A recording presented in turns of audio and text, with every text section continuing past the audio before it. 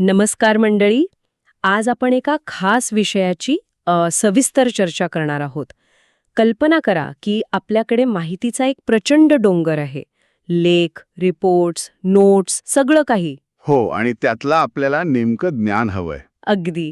आज आपण मायक्रोसॉफ्ट लर्नच्या एका लर्निंग पाथची अक्षरशः चिरफाड करणार आहोत, ज्याचं नाव आहे अज्युअरमध्ये AI माहिती काढण्याचे सोल्युशन्स विकसित करणे. चिरफाड हा शब्द अगदी योग्य आहे, कारण आपण प्रत्येक भाग उघडून बघणार आहोत, जसे एखादा मेकॅनिक इंजिनचे सगळे भाग वेगळे करून तपासतो. बरोबर. हे असं समजा की आपल्याकडे एक जुनी अस्ताव्यस्त लायब्ररी आहे.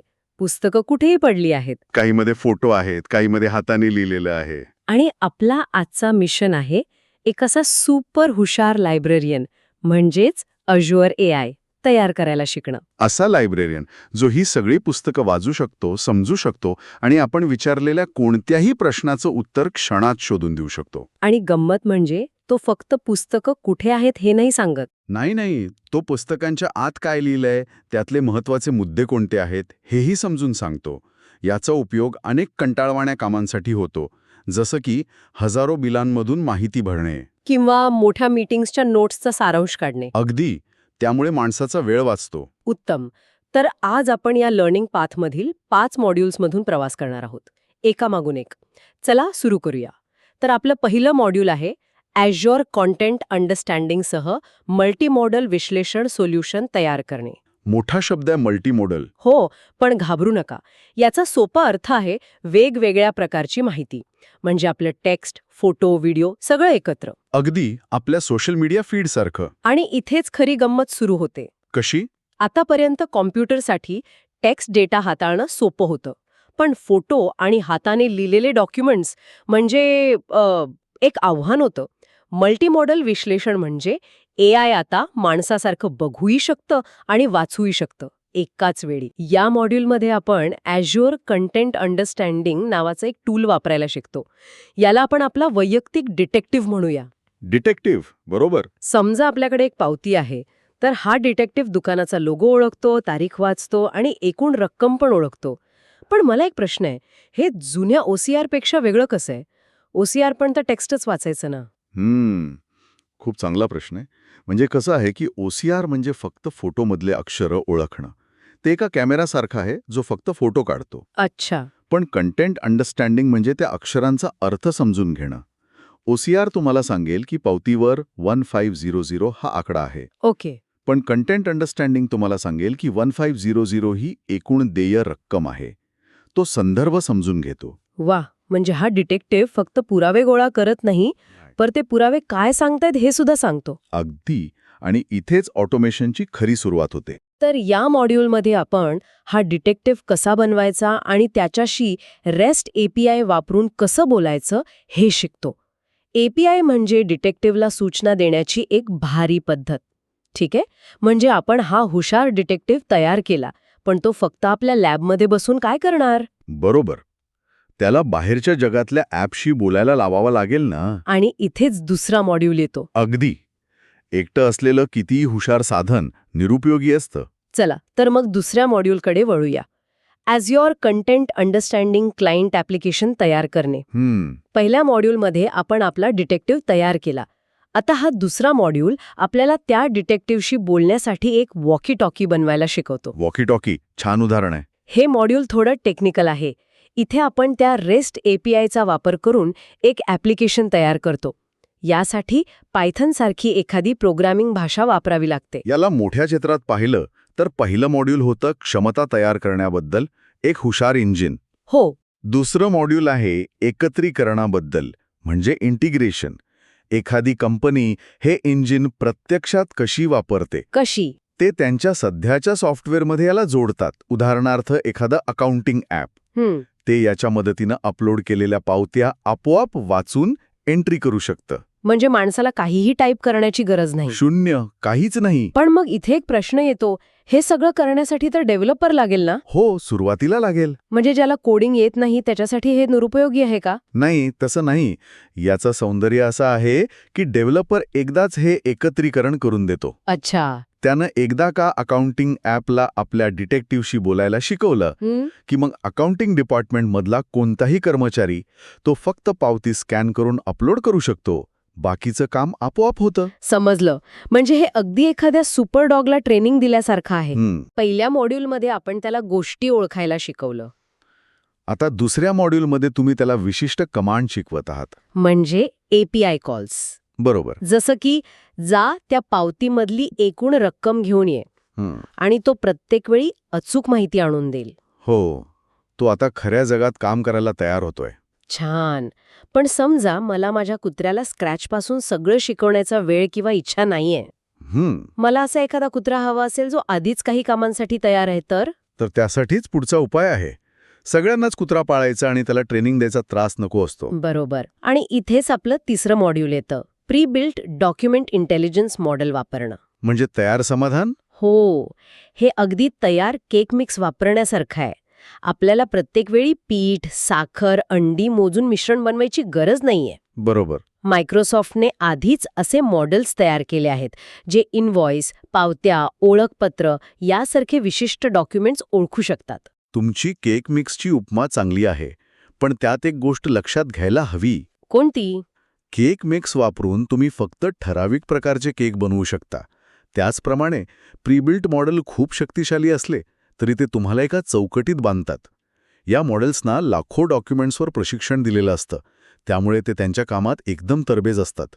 त्यांना माहिती असतं की इनव्हॉइसमध्ये कंपनीचं नाव कुठे असतं आणि एकूण रक्कम कुठे असते. अगदी. यामुळे वेग आणि अचूकता प्रचंड वाढते. पण मला इथे एक शंका आहे. जर सगळ्या कंपन्या हेच तयार मॉडेल वापरू लागल्या तर त्यात स्पर्धात्मक फायदा कुठे राहिला? हा एक महत्त्वाचा मुद्दा आहे. याचं उत्तर असं आहे की खरा स्पर्धात्मक फायदा आता AI तयार करण्यात नाही तर ते वापरण्यात आहे. अच्छा, म्हणजे कसं? 10 वर्षांपूर्वी स्वतःचं इनव्हॉइस रीडर बनवणं ही एक मोठी गोष्ट होती. आज ते एका क्लिकवर उपलब्ध आहे. स्पर्धा आता यावर आहे की तुम्ही त्या AIचा वापर तुमच्या व्यवसायात किती कल्पकतेने करता. तुम्ही त्या डेटाचं पुढे काय करता? बरोबर. त्यातून तुम्ही तुमच्या व्यवसायाबद्दल काय शिकता यात खरा फायदा आहे. AI हे आता एक सामान्य साधन बनत चाललंय. जसं की एक्सेल किंवा पॉवर पॉइंट. अगदी तसंच. वा, म्हणजे आपल्याला एक जनरल डॉक्युमेंट मॉडेल मिळतं जे सगळ्या कामात थोडंफार तरबेज असतं, जसा फॅमिली डॉक्टर असतो तसं. हो.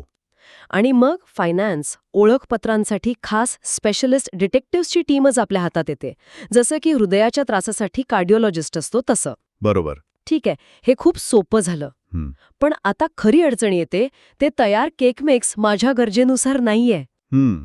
मला पायनॅपल फ्लेवरचा केक हवाय, पण बाजारात फक्त चॉकलेट आणि व्हॅनिला मिक्स मिळतंय. म्हणजे तुमच्या कंपनीचा एखादा विचित्र खास फॉर्म असेल जो जगात दुसरं कुणी वापरत नाही? हो, मग काय करणार? आणि म्हणूनच चौथं मॉड्यूल अस्तित्वात आहे. कारण प्रत्येक व्यवसायाच्या गरजा वेगळ्या असतात. प्रत्येकाचे स्वतःचे फॉर्म्स, स्वतःच्या प्रक्रिया असतात.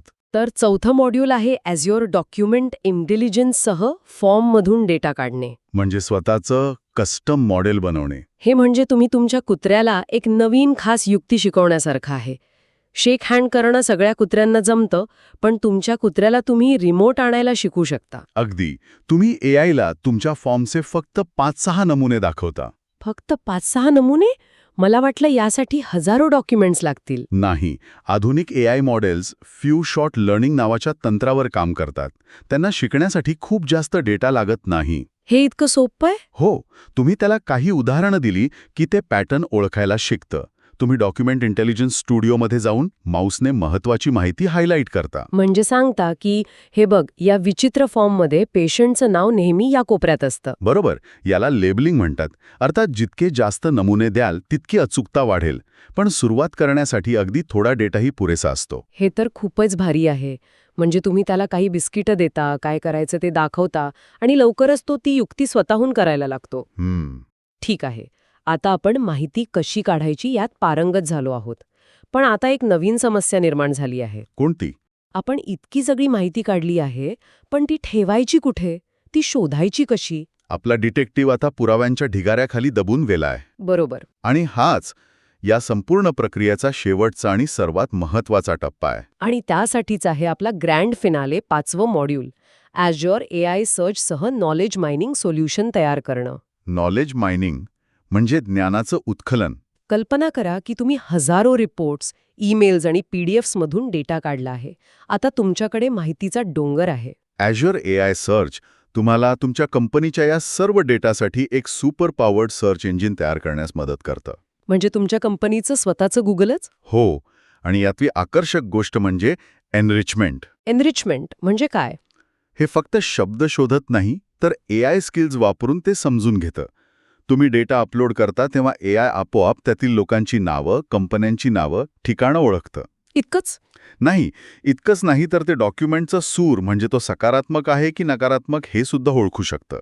1 मिनिट थांबा. म्हणजे मी असं सर्च करू शकते की मला गेल्या महिन्यात आलेल्या सर्व नाराज ग्राहकांचे ईमेल्स दाखवा, ज्यात डिलिव्हरी या शब्दाचा उल्लेख आहे. अगदी तसंच. आणि ते तुम्हाला फक्त तेच ईमेल्स आणि रिपोर्ट्स दाखवेल ज्यात नकारात्मक भाषा वापरली आहे आणि डिलिव्हरीबद्दल चर्चा आहे. अरे वा! याला म्हणतात सिमॅन्टिक सर्च. तुम्ही फक्त कीवर्ड शोधत नाही तर तुम्ही अर्थ शोधता. यामुळे शोध खूप बुद्धिमान होतो. हे तर अविश्वसनीय आहे. म्हणजे यात आपण इंडेक्स म्हणजे लायब्ररीचं कार्ड कॅटलॉग तयार करायला शिकतो. हो, मग AI स्किल्स वापरून डेटाला एनरिच करतो. म्हणजे कार्डवर हुशार नोट्स लिहितो. मान खजिन्यात करता. बरोबर आहे. तुम्ही माहितीच्या ढिगाऱ्याला एका संघटित ज्ञानपेढीत रूपांतरित करता, जिथे प्रत्येक माहितीचा कण सहज सापडतो आणि वापरता येतो. तर हा होता आपला प्रवास. एका डॉक्युमेंटला समजून घेण्यापासून तर संपूर्ण संस्थेसाठी एक मोठी शोधण्यायोग्य ज्ञानपेढी तयार करण्यापर्यंत. आपण एका डिटेक्टिव्ह पासून सुरुवात करून एका बुद्धिमान लायब्ररी सिस्टमपर्यंत पोहोचलो. खरंय. हा लर्निंग पाथ AI मधला एक स्पष्ट ट्रेंड दाखवतो. AI आता फक्त गोष्टी ओळखण्यापुरतं मर्यादित नाही, तर ते माहिती समजून आणि संरचित करत आहे. अगदी. याचा अंतिम उद्देश मानवी बुद्धिमत्तेला मदत करणारी प्रणाली तयार करणे आहे, जेणेकरून कंटाळवाणी पुनरावृत्तीची कामं मशीन करेल आणि माणसं अधिक सर्जनशील समस्यांवर लक्ष केंद्रित करू शकतील. हे माणसाला बदलण्याबद्दल नाही, तर माणसाला अधिक सक्षम करण्याबद्दल आहे. बरोबर. आपण या साधनांच्या क्षमतांबद्दल बोलो, जे खरंच खूप प्रभावी आहे. पण जाता जाता एक विचार मनात येतो. जशी ही साधना आपली कागदपत्र, आपले ईमेल्स, आपले संभाषण वाचून समजून घेण्यात अधिक चांगली होतील, तसं आपल्या गोपनीयतेचं भविष्य काय असेल? खूप महत्वाचा प्रश्न आहे. जेव्हा AI सगळं काही वाचू आणि समजू शकेल, तेव्हा ते काय शिकेल आणि काय विसरेल यावर कोणाचं नियंत्रण असेल? विचार करण्यासारखी गोष्ट आहे नाही?